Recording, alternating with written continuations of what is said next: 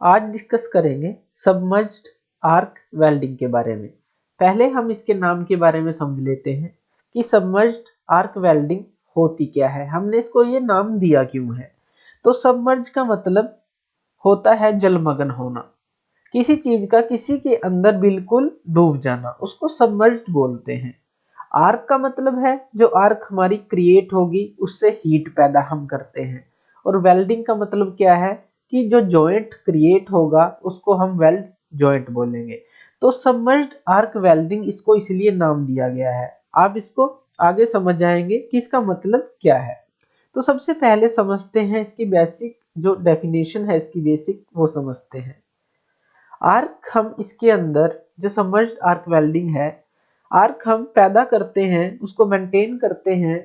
एक कंटिन्यूअसली हमारे पास fade electrode होता है जिसको हम कंटिन्यूअसली फीड करते रहते हैं और वर्कपीस के बीच में। तो एक हमारे पास इलेक्ट्रोड है और एक वर्कपीस है जिसके बीच में हम आर्क को प्रोड्यूस करेंगे और उसको मेंटेन करेंगे। फिर क्या होता है, एक ब्लैंकेट होता है पाउडर फॉर्म का, मीन्स हम पाउडर फ्लक्स होती है हमारे पास पाउडर फॉर्म में, तो उसको हम अपने वर्क पीस के ऊपर एक ब्लैंकेट की तरह बिछा देते हैं। अपने वर्क पीस के ऊपर उसको पाउडर फॉर्म में एक कंबल की तरह उसके ऊपर बिछा देते हैं। ये जो फ्लक्स होता है ये गैस शील्ड प्रोवाइड करता है जब वेल्डिंग होती है।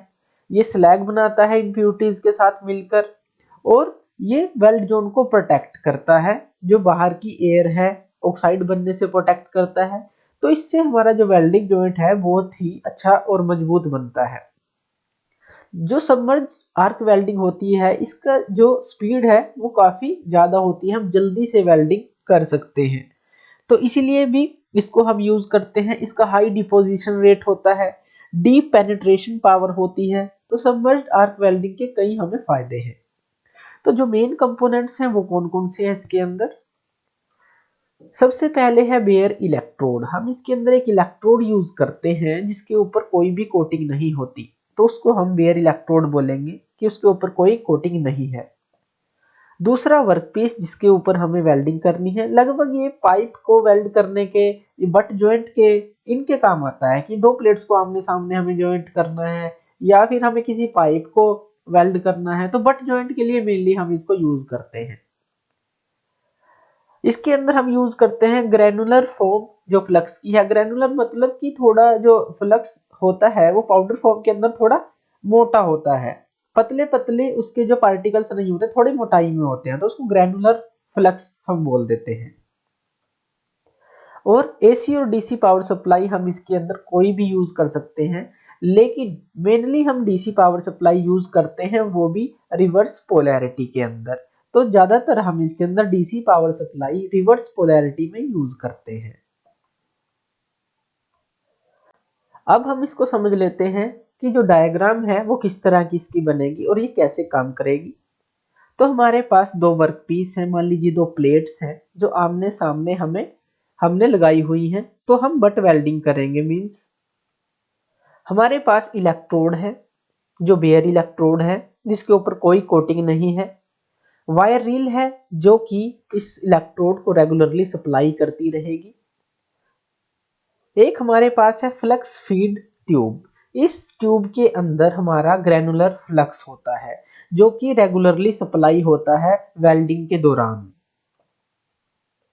एक ट्यूब होती है हमारे पास फ्लक्स रिकवरी ट्यूब। ये जो फ्लक्स रिकवरी ट्यूब है ये फ्लक्स को रिकवर करती रहती है, जैसे ये तो सप्लाई करेगी और यहाँ से ये वेल्डिंग करता रहेगा जो हमारा इलेक्ट्रोड है, और ये उसी टाइम जो एक्स्ट्रा लाइटर जो हमारा हल्का फ्लक्स है ये इसको अंदर खींचता रहेगा, जैसे वैक्यूम क्लीनर जो मिट्टी को खींचता है इसी तरह से इसको खींचता रहेगा और उसको ऊपर से साफ करता रहेगा। तो ये फ्लक्स रिकवरी हमारी ट्यूब है। ये है हमारे रोलर जो ड्राइव करेंगे इस इलेक्ट्रोड को, आगे फीड करते रहेंगे कंटिन्यूअसली। तो जो ये फ्लक्स फीड ट्यूब है इसके अंदर हमारा होता है ग्रेनुलर फ्लक्स। जो ये ग्रेनुलर फ्लक्स है ये रेगुलरली सप्लाई करता रहता है ड्यूरिंग वेल्डिंग। तो देखते हैं ये कैसे सप्लाई करता है। जो हमारी ट्यूब है वो इस तरह से मूव करती है जो बीच में इन पीसीज के बीच में, और फ्लक्स को फैला देती है। ये इसके साथ ही चलती है। जब ये आर्क इनके बीच में क्रिएट होती है तो ये आगे आगे चलती रहती है ट्यूब, और ये जो हमारी है आर्क क्रिएट होती रहती है। तो जो ये वायर रील है और ये ड्राइव रोलर है, ये हमारा इलेक्ट्रोड आगे भेजते हैं रेगुलरली, जिससे क्या होता है इन दोनों के बीच में आर्क क्रिएट होती है। और इसको सबमर्ज क्यों बोला है, क्योंकि जो ये फ्लक्स है इसके नीचे आर्क क्रिएट होगी, तो इसमें हमें आई शील्ड की भी जरूरत नहीं है, आंखों के प्रोटेक्शन के लिए किसी ग्लास की जरूरत नहीं है, क्योंकि इससे आर्क बाहर नहीं निकलेगी, वो नीचे ही नीचे काम करती रहेगी, हमें वो ऊपर दिखाई भी नहीं देगी। इस पाउडर फॉर्म के नीचे ही होगा जो सारा आर्क क्रिएट होगी और जो मोल्टन पूल बनेगा। तो जब ये आर्क क्रिएट होगी तो हमारा वर्क पीस है इस फ्लक्स के साथ मूव करता रहेगा, और जैसे ही मूव करता रहेगा वेल्डिंग होती रहेगी, और ये जो फ्लक्स रिकवरी ट्यूब है ये इसको रिकवर करती रहेगी, खींचती रहेगी जो हमारा एक्स्ट्रा फ्लक्स है। तो इसके अंदर जो दोनों प्लेट्स के बीच में हमारी वेल्डिंग क्रिएट हो जाएगी।